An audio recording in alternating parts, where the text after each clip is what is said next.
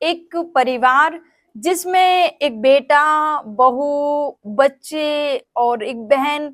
एक बेटा अपने घर आता है और अपनी माँ से बोलता है कि माँ 2 जुलाई को सत्संग है, जो कि हाथरस में है। माँ मुझे जाना है और बच्चों को भी लेके जाऊंगा। और अपनी बहन से बोलते हैं बहन तुम भी तैयार हो जाओ, तुम भी मेरे साथ चलो। लेकिन जो माँ होती है, माँ बोलती है अरे क्या करोगे जाके, बच्चों को क्यों ले जाओगे। बेटा बोलता है नहीं माँ, जाना है सत्संग, आखिर यहाँ आया हूँ, सत्संग हो रहा है तो जाना चाहिए, बच्चों पर भी अच्छा प्रभाव पड़ता है। और बहन से बोलते हैं बहन चलो तुम भी तैयार हो जाओ। माँ मना करती है लेकिन जो बेटा होता है बोले नहीं माँ, लेके जाएंगे। और खुशी खुशी वो हाथरस निकल जाते हैं सत्संग में। और उसके बाद में जो घर पर जो खबर आती है उसी दिन कि जो नाती और नातिन जो बच्चे थे, दोनों बच्चे भीड़ भगदड़ में गड्ढे में गिरकर उन बच्चों की मौत हो गई है। तो जो दादी थी और वो उस घर में कोहराम मच जाता है कि मैंने तो पहले से ही मना किया था कि मत जाओ, लेकिन मेरी सुनता ही कौन है। ये कहकर दादी फूट फूट कर रोने लगती है। जिसने भी सुनी ये खबर, सब चारों तरफ बस कोहराम मच जाता है कि इतना बड़ा हादसा हो गया, आखिर क्या था पूरा हादसा। फ्रेंड्स, आप सभी को मेरा प्रणाम। मैं सरिता राठौर। कैसे हैं आप सभी? आशा करते हैं आप सब अच्छे होंगे। फ्रेंड्स, आज की जो सच्ची घटना है ये उत्तर प्रदेश के हाथरस की है। हाथरस के जो फुलहरी गांव है वहां की है। सिकंदराव तहसील पड़ता है और मूलागढ़ी गांव फुलहरी है। वहां पर एक पंडाल लगा था, 200 बीघा में पंडाल लगाया गया था। पंडाल लगाने का कारण था कि वहां पर बाबा आने वाले थे। आखिर कौन है ये बाबा, चलिए पहले उनके बारे में जानते हैं। फ्रेंड्स, ये जो बाबा हैं विश्वहरि, साकार विश्वहरि जिनका नाम और जिन्होंने रख रखा है, उनका असली नाम सूरजपाल है, जो कि कासगंज पटियाली बहादुर नगर सूरजपाल उत्तर प्रदेश के पुलिस में ये भर्ती थे। आज की 24 साल पहले की 28 साल पहले की बात है, क्योंकि अभी 2024 चल रहा है। आज के 28 साल पहले ये पुलिस में भर्ती थे उत्तर प्रदेश पुलिस में। ये बहुत अच्छे बखूबी अपनी ड्यूटी को कर रहे थे, लेकिन उसी दौरान इन पर छेड़खानी का मुकदमा लग जाता है। जब छेड़छाड़ का मुकदमा लग जाता है तो इन पर कार्रवाई होती है। जब कार्रवाई होती है तो फिर इनको जेल जाना पड़ता है।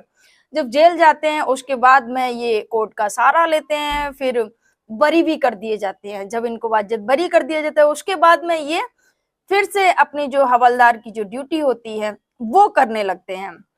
उसके बाद में नौकरी वापस मिल गई, हवलदार की ड्यूटी करने लगते हैं। फिर ये सोचते हैं कि अभी ये जॉब छोड़ देना ही सही है। ये अपनी जॉब छोड़ने का फैसला ले लेते हैं। और उसके लिए जो पहले से ही जो जिसका जॉब का रिटायरमेंट नहीं हुआ था, लेकिन ये रिटायरमेंट पहले से ही समय से पहले ये अपनी जॉब का रिटायरमेंट ले लेते हैं, वक्त से पहले। उसके बाद में इन्होंने बताया कि मैंने अपने घर जाते हैं और बोलते हैं कि मैंने एक सपना देखा है और उस सपने के बारे में लोगों को बताया कि मैंने सपना देखा है। अब मुझे लोगों को जागरूक करना है, मुझे सत्संग करना है और लोगों को इंसानियत का पाठ पढ़ाने लगते हैं। जब लोगों को इंसानियत का पाठ पढ़ाने लगते हैं, जिससे भी मिलते हैं अच्छी अच्छी बातें करते हैं, इंसानियत का पाठ पढ़ाते हैं, लोग प्रभावित होने लगते हैं, लोग उनसे जुड़ने लगते हैं। जो सूरजपाल थे अब वो सूरजपाल जाटव ना रह के बाबा साकार विश्वहरि बाबा बन जाते हैं। यहां से इनकी बाबा बनने की शुरुआत हुई। इसके बाद में ये जब लोग जुड़ने लगे, एक चैन सी बन गई। अब जब भी सत्संग होता तो लोग 15 दिन पहले ही बता देते कि आज यहाँ पर सत्संग है, आज वहां पर सत्संग है। ऐसे करके लोग आने लगे, जुड़ने लगे, क्योंकि सत्संग में अच्छी अच्छी बातें होती थी। उसके बाद में यहाँ पर ये जो सत्संग था, इस सत्संग का कार्यक्रम हुआ 2024 को, 2 जुलाई 2024 को, जो कि हाथरस में और जो गांव है फुलहरी गांव, वहां पर इसका आयोजन हुआ। जो तहसील है सिकंदराव, 200 बीघा जमीन में जो खेत थे वहां पर पंडाल लगाया गया। पुलिस प्रशासन से इस आश्रम के ये जो सत्संग होना था उसकी जानकारी दी गई, उनसे परमिशन मांगी गई कि हमें परमिशन।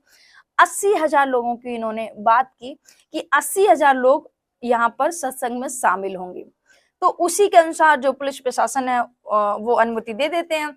अनुमति मिल जाती है। उसके बाद में जो 2 जुलाई का जो कार्यक्रम होता है वो चलता है। सुबह से लोगों के आने की भीड़ शुरू हो जाती है। 10 बजे तक लोग, कम से कम 2 लाख लोग वहां पर पहुंच जाते हैं, जो कि 80,000 लोगों का था, लेकिन भीड़ बहुत ज्यादा, लाखों में भीड़ हो जाती है। उसके बाद में जो नारायण विश्वरी वहां पर पंडाल में पहुंचते हैं 12 बजे, उनका प्रवचन शुरू होता है। पंदा जो गाड़ियां होती हैं, पंदा गाड़ियों का काफिला जाता है और मंच तक वहां पर गाड़ी रुकती है, और वहां से जो साकार विश्वरी होते हैं अपने मंच पर बैठते हैं, और बस आवाज यही नारायण हरि साकार, उनका जो नाम था भोले बाबा, भोले बाबा के नाम से नारायण विश्व हरि साकार भोले बाबा, आवाज लगाते हैं मंच से, माइक से बोलते हैं, संपूर्ण ब्रह्मांड में सदा सदा के लिए जय जयकार हो। ये जब जो भोले बाबा होते हैं वो आवाज लगाते हैं, संपूर्ण ब्रह्मांड में सदा सदा के लिए जय जयकार हो, और ये ही पूरी गुंजायमान आवाज पूरे जितने भी उनके जो श्रोतागण थे, जो सुनने वाले थे, वो सुनते हैं, और फिर वो वही आवाज लगाते हैं, संपूर्ण ब्रह्मांड में सदा सदा के लिए जय जयकार हो, ये आवाज होती है। उसके बाद में जो प्रवचन होते हैं 12 से 1:30 बजे तक, 1.5 घंटे तक उनके प्रवचन चलते हैं। प्रवचन होने के बाद में लोगों का ऐसा मानना था, लोगों की ऐसी सोच है कि उनकी जो चरणों की धूल है, अगर वो मिल जाए तो उसको माथे पर लगाने से, या जो चरणों की धूल अपने लॉकेट में पहनने से शरीर के रोग दोग दूर होते हैं, परेशानियां दूर होती हैं, समस्याएं अगर जीवन में, उनसे मुक्ति मिलती है। लोगों की ऐसी मान्यता थी, और लोगों का ये भी मान्यता था कि अगर वो पानी अगर छू लें, अगर उस पानी को, तो वो भी अगर पानी पीने से रोग और वो सारी जो भी शरीर में व्याधि है वो सारी दूर हो जाती है। तो बहुत सारी जगह हैंडपंप भी बाबा जी के लगे हुए थे, लगवाए कि हाँ इस पानी को पीने से आप एकदम स्वस्थ हो जाएंगे, आपको कोई भी परेशानी नहीं होगी, ऐसा लोगों का मानना था। उसके बाद में जब ये जो प्रवचन हो जाते हैं 1:30 बजे, अब लोगों के मन में था कि हाँ, कि ये जैसे ही बाबा चलेंगे और जो धूल है, जो रज है, वो ले लेंगे, अपने लॉकेट में रख लेंगे, या थोड़ी सी भी मिल जाएगी तो हमारे कष्टों को दूर हो जाएंगे। गरीब आदमी हमेशा यही सोचता है कि कैसे भी करके हमारे जो दुख है, हमारे जो दर्द है, उनसे मुक्ति हो।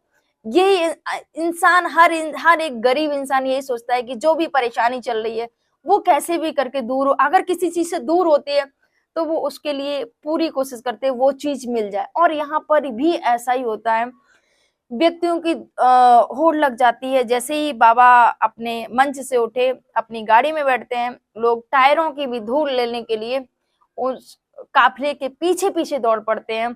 और जब लोग पीछे पीछे दौड़े, भागे लेने के लिए, उनकी रज पैरों की धूल लेने के लिए, उसी दौरान, क्योंकि बरसात का मौसम है, गर्मी भी बहुत है, लोग भी काफी तादाद में वहां पर आए हुए थे, और आसपास गड्ढे भी थे, पानी भरा हुआ था, गड्ढे थे। तो जैसे ही भागे तो इतनी ज्यादा भीड़ थी कि संभालना मुश्किल था।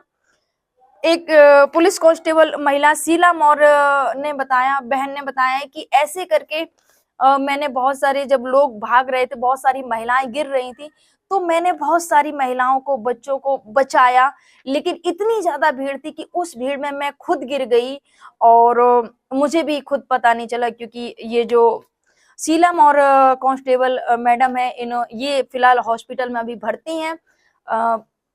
पुलिस और जो रिपोर्टर भाई थे वो वहां पर पहुंचे, योगी आदित्यनाथ जी भी वहां पर पहुंचे, उनका हालचाल लिया, वहां का जायजा लिया जाए कि क्या है। तो उन्होंने ये सब रिपोर्टर भाई को बताई कि ऐसे ऐसे करके मैंने बहुत सारे लोगों की जान बचाई, बहुत ज्यादा भीड़ थी, इस वजह से ये जो भगदड़ मची, हादसा हुआ, लोगों को नहीं पता चल रहा था। यहाँ पर ये जब हादसा हुआ तो जो एक वीडियो में तो ग्रामीण भाई ये भी बता रहे कि हम वहां पर पहुंचे मदद के लिए, तो वहां के लोगों ने, जो वहां के जो सेवा दल थे, उन्होंने मना कर दिया, नहीं नहीं हम खुद करेंगे, आप लोग नहीं करिए। ये एक वीडियो था कि जो मीडिया भाई रिपोर्टर वहां पहुंचे, उन्होंने जो ग्राउंड रिपोर्ट का पूरा जायजा लिया, वहां के जो लोग थे जिन्होंने इस मंजर को अपनी आंखों से देखा, उन्होंने ये सारी चीजों को बयां किया कि ऐसे ऐसे करके गड्ढा भरा हुआ था, गड्ढे में पानी था, और लोग वहां पर उनकी रज को लेने के लिए दौड़ रहे थे। वो कुछ लोग उस गड्ढे में गिरते जा रहे थे और उसी के ऊपर से लोग निकलते जा रहे थे। फिर लोग ये भूल गए कि हम किसके ऊपर पैर रख रहे हैं, बस लोगों को अपनी जान बचाने की पड़ी थी जब उस समय भगदड़ मच गई थी। उसके बाद में ये जो मामला आया कि इतने सारे लोग इसमें गिर गए हैं और सोशल मीडिया पे ये खूब वीडियो वायरल होने लगे कि ऐसे ऐसे करके हादसा हो गया, क्योंकि जिन घरों के परिवार के जिनके लोग गए थे उन पर, जिन्होंने अपने परिवार की खोजबीन के लिए वहां पर पहुंचने लगे, और जो लोग थे जो उनसे बिछड़ गए थे वो उनको ढूंढने लग गए कि कैसे भी करके जो हमारे परिवार के सदस्य वो मिल जाएं। लेकिन यहाँ पर इतनी ज्यादा संख्या है कि 123 लोगों ने अपनी जिंदगी को गंवा दिया इस घटना में, और 150 लोग घायल हो गए। जो 100 जो लोग घायल थे वहां पर जो आसपास के जो हॉस्पिटल थे, अलीगढ़, आगरा, एटा, हाथरस के जो नजदीक जो भी हॉस्पिटल थे, वहां पर जल्द से जल्द एम्बुलेंस के द्वारा जो घायल थे उनको पहुंचाया गया। और जो भी, क्योंकि अगर वो पानी में फंस गए तो कैसे भी करके तब तक डॉक्टर ना बोल दे कि हाँ ये इनकी कंडीशन, डॉक्टरों ने चेक किया कि 123 लोगों की मृत्यु हो चुकी है, उसमें कुछ बच्चे, कुछ पुरुष और ज्यादा से ज्यादा महिलाएं भी शामिल हैं, क्योंकि महिलाएं प्रवचन के जब भी सत्संग होता है, महिलाएं अक्सर अपने कुछ बच्चों को लेकर आती है, क्योंकि अकेले बच्चे हैं तो बच्चों को कहाँ छोड़ गए, तो बच्चों को, इसमें कुछ बच्चे भी इस घटना के शिकार हुए हैं। फ्रेंड्स, ये फिलहाल ये जो मामला हुआ, ये जो सूरजपाल जो विश्वरी, साकार विश्वरी हैं, तो साकार हरि भोले बाबा अपने जो आश्रम होता है वहां पहुंच जाते हैं मैनपुरी, और पहुंचने के बाद में जब आश्रम में पहुंचते हैं, और उनके भी, क्योंकि जितने भी लोग थे आश्रम के, क्योंकि सारे फोनों में नोटिफिकेशन आने लगता है कि ये घटना हो गई है, सबको पता चला ये घटना। उसके बाद ये जब पहुंचे तो वहां पर मीडिया कर्मी भाई भी पहुंचे, और फिर पुलिस प्रशासन भी वहां पर पहुंचे तो देखने के लिए कि देखते हैं कि हैं कि नहीं वहां पर बाबा, पता करने के लिए। तो एक सर वहां पर जाते हैं, तो कुछ देर बाद वहां से निकलते कि बाबा यहाँ पर नहीं, लेकिन स्थानीय लोगों ने बताया कि बाबा फिलहाल यहाँ पर आए हैं, मैनपुरी जो उनका आश्रम है वहां पर है। फिलहाल ये जो घटना बहुत ही हृदय विदारक है फ्रेंड्स। ये जो घटना हुई है दिल को झकझोर देने वाली है कि सोचिए, कितने सारे परिवारों ने अपनों को खो दिया है, कितने सारे लोगों, एक उम्मीद, एक जो आशा, छोटे छोटे जिस परिवार के, जो कि एक फैमिली, मैंने आपको बताया कि एक परिवार अपने बच्चों को लेके गया था, उनके दोनों बच्चे, एक बेटा और बेटी, दोनों की उस गड्ढे में गिरकर मौत हो जाती है। बुआ के सामने ही दोनों बच्चे दम तोड़ देते हैं, और बुआ कुछ नहीं कर पाती क्योंकि भीड़ इतनी थी। भीड़ को मना क्या, अब अगर सामने ऐसा कुछ हो तो आप खुद नहीं संभल पाएंगे कि आप लोगों को क्या मना करेंगे। लेकिन फिर भी बुआ गुहार लगा रही थी लोगों से कि प्लीज यहाँ पर बच्चे पढ़े, यहाँ से मत निकलो, लेकिन किसी ने ना सुना, और दोनों ही बच्चे दम तोड़ देते हैं उस पानी में, उस गड्ढे में, लोगों के नीचे। इसमें बहुत ज्यादा महिलाएं गिरी और उन्होंने इस दुनिया को अलविदा कह दिया, बहुत सारी महिलाओं को। तो फ्रेंड्स, ये जो इस घटनाक्रम को सुनाने का उद्देश्य किसी को आहत करना नहीं था, किसी को परेशान करना नहीं था, किसी को दुख पहुंचाना नहीं था, बस आपको जागरूक करना था। फ्रेंड्स, आप सभी को मेरा प्रणाम। जय हिंद, जय भारत, जय सिया राम।